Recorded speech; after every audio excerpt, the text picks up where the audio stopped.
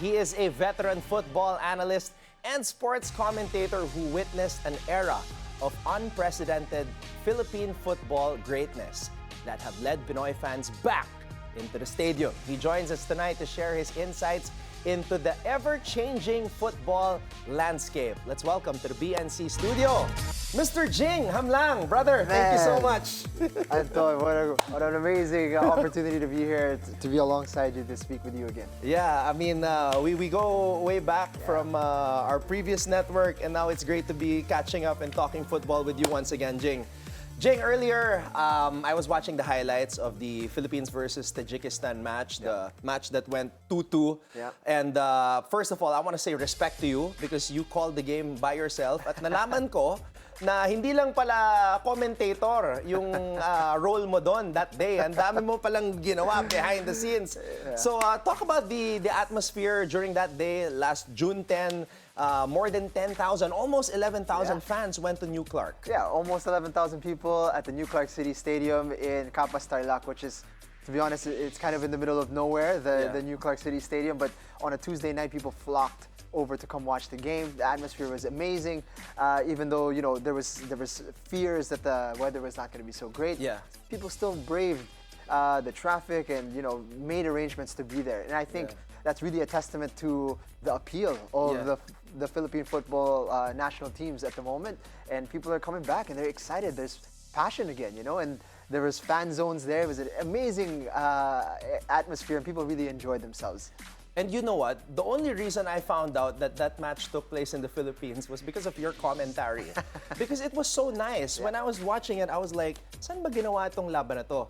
Sa Pilipinas pala, yun nga, sa New Clark. Now, one of the things that you said during the broadcast when you were setting the tone for the start of the match, sinabi mo doon that if the Philippines were to get respect on the Asian level, they would have to be able to perform in matches like this against Tajikistan. So, with that said, with the performance that we put out, where do you think is that respect level at with regards to Southeast Asia or Asia? I think the best way to put it is the sentiment that people felt afterwards after the 90 minutes transpired. People were disappointed. And we were up against a team that is much higher ranked. And for people who don't know, they were quarterfinalists in the last Asian Cup. These guys are no slouches. So for us, who we're not even the best in Southeast Asia yet, but they see the potential. They see that we could have won that game. We should have won that game. In fact, bar just some silly mistakes from us. So it shows that our ranking is right now not reflective of how good this team is and how good this team could be. But right now, it's kind of like growing pains, right? We can punch above our weight, but there's still those remnants of those the little mistakes that we need to address in order to be at that Asian Cup level.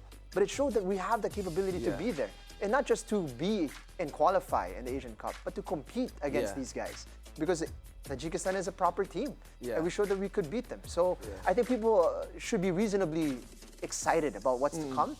But it's good that people are disappointed. It shows that people are seeing our potential as a team. Okay, so it's good that you mentioned the mistakes because obviously I don't cover football as extensive as you. But watching the highlights, that first goal of Tajikistan, para sa akin sayang yon. Because, di ba, parang pinasa, tapos naagaw, and then nakasipa, nakapuntos.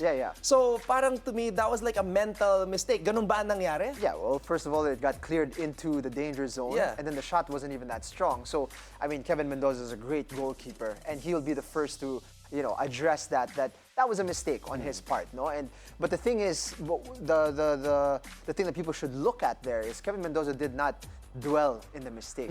He performed well in the later minutes of that match to show that he was able to overcome it quickly, and that's the mental toughness that you need to have in that position.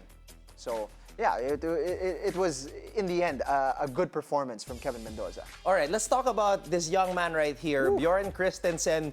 2 goals, 27th minute, 79th minute. Let's talk about the first goal first. How did that set the tone for this match? And while covering it, what were you feeling? Did you feel that sense of confidence na, kaya natin to? 100%, you know, and Bjorn Christensen, he's made for the big moment, right? Sometimes strikers are not really involved in the game as much as they'd like to be throughout, but when the moment comes, you need to be alert, alive, and you have to have that calmness to finish a move like this, right? And when he put the header in, you could see Bjorn Christensen has been on a streak, a crazy streak. He's already on the top 10 list of top scorers, and he's only been in the team for what? Less than a year. So Bjorn Christensen is a gem, and he's a very young man as well. He's under 25. He's one of the new batch of exciting youngsters that we have. I believe he's 22, 23 years of age. So Bjorn is a great pickup for us, and he's going to be part of the team for quite some time. This second goal, did you see this coming? I did see it coming because it was wave after wave of attack for the Philippines. But what I did not foresee, Anton, was the noise levels. When that goal went in, it was deafening, even from inside my headphones. I could hear the crowd. It really got me excited because I missed out on some of the peak days in Rizal Memorial when it was so packed and the passion was incredible. But I was able to witness it here, and at a beautiful international, global standard of a stadium, as well as for Asian Cup qualifier at that, you know. So there was a lot on the line here, and we're performing at this level, so it's incredible to see. Your boss, earlier, we'll talk about him in a bit, but I want to ask also, kasi while watching the highlights, napansin ko, Jing, karamihan sa mga atake ng Pilipinas was on the left flank. And one name that you kept mentioning over and over again was Garrett Holtman. Yes. So, was that by design na karamihan sa mga atake natin was from the left side? It's like when you have a good weapon, you gotta use it, right, Anton? I mean, Garrett Holtman is a Bundesliga player.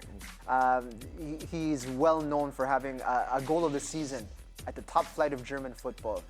The man is highly talented, and he was causing fits every time he had the opportunity to attack down that left side. So it's only natural that, you know, you see him having success, you pass him the ball, go ahead, express yourself, sir, you know? So Garrett Holtman is definitely going to be a key weapon for us moving forward. All right, Jing. So the next will be, tama ba, October or September, back-to-back against Timor-Leste? That's right, October. Okay, October. We have back-to-back matches against Timor-Leste, and it's the first time that we're traveling away for this series of matches, and it's going to be an interesting one because Timor-Leste doesn't actually host games in Timor-Leste. Yeah. So we're going to find out where that match is going to take place. Is it going to be Australia? Is it going to be Malaysia? Or are we going to have the opportunity to do back-to-back matches at home here in the Philippines? We'll see. Wow, so that's a possibility pala. That is something that is being explored, but people tend to think it's Timor-Leste. They should be able to roll over them, but they've shown that they're actually quite difficult to beat. So there's no easy games at this level. So certainly shouldn't be complacent heading into this one.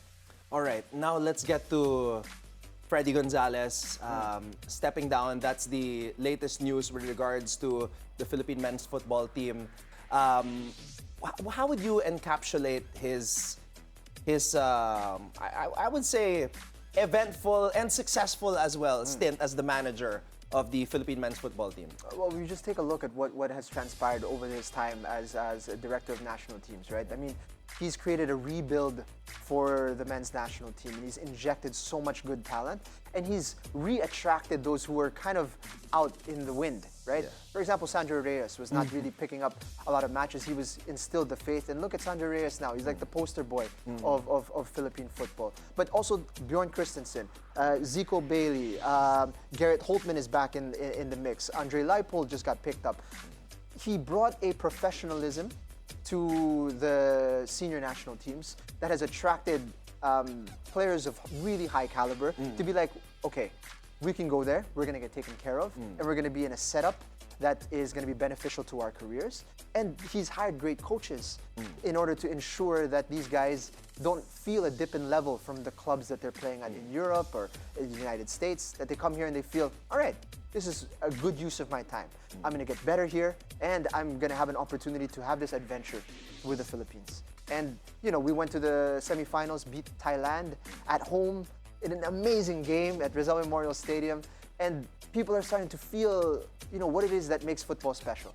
That the highest of highs, the lowest of lows, that roller coaster of emotions in a game. It's that delayed gratification.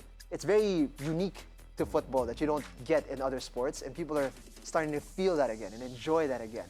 And I think he brought that, you know? He brought that that passion for the game. And you can see it emanating from him, even if he's just on the bench now and not a player, right? And he brought a fan zone experience and really made it into, when you come to a game, I've come to a football match. I'm gonna go tell a friend. It was amazing. You should come next time. This is it, you know? We're bringing casuals and we're making them into football fans. And that's a beautiful thing to see. So for my next question, after everything that you said, despite him stepping away, how do we continue what he started and what he left? Well, first of all, you know, I must say, you know, it is disappointing to see Freddy go. Like I said, he's brought so much to the table in such a short span of time.